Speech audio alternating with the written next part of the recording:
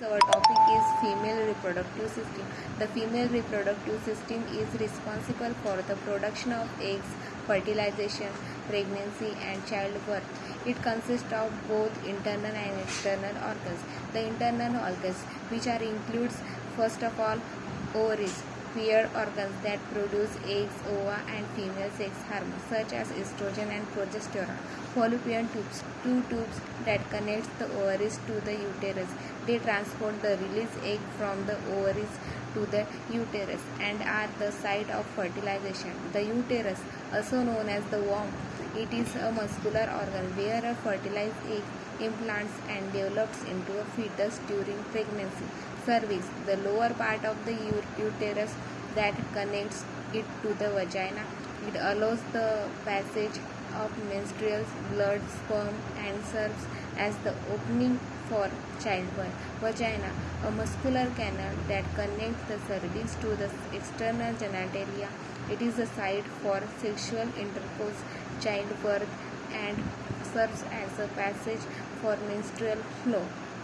External organ, labia majora, outer folds of skin that protects and includes the other external reproductive organs. Labia minora, inner folds of skin located within the labia majora. Clitoris, a small sensitive organ located at the top of the labia minora. Barbollian glands, located on either side of the vaginal opening. They secrete fluid that lubricates the vagina during sexual arousal. The female reproductive system undergoes cyclic changes during the menstrual cycle, which typically lasts around 28 days. Each month, an egg is released from one of the ovaries in a process called ovulation.